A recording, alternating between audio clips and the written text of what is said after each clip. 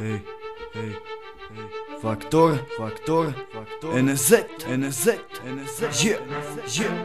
reprezentujem, yeah. Počúvaj toto, Reprezentujem Pezinok, mesto stokárov, preto som dal z NZ od týchto barbarov. Preto napísal som tieto riadky, ktoré obdivujú aj vaše matky. Slovné skratky, milujem víkendy a piatky. Nemám život plitky ako taniere, toto sú moje maniere. Z dola kúkate na nás ako hore ideme. Reprezentujeme dve mesta, tak čúvaj toto more. Nie som bastard, ktorý cúva naspäť, nestarám sa do vás. Za svoje problémy berem vínu na svoj chrbet. Prečo by mal iný za moje chyby trpeť? Sám som si to navaril, sám si to aj zjem, lebo viem, že keď budem makať, dosiahnem to, čo chcem.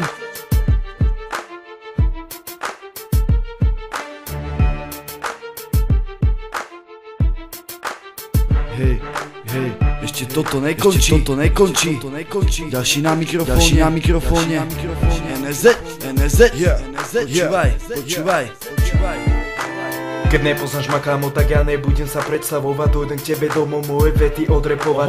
Potom si už moje meno navždy zapamätáš a do svoje kroniky dopíšeš aj NZ-a.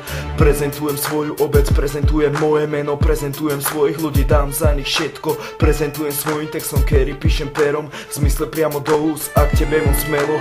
A keby si nevedel vôbec moje meno NZ, z obce Koplotovce, kde svoje dny prežívam a nahanám ovce. V podobe bratov, ktorí šlapu se mnou kopce.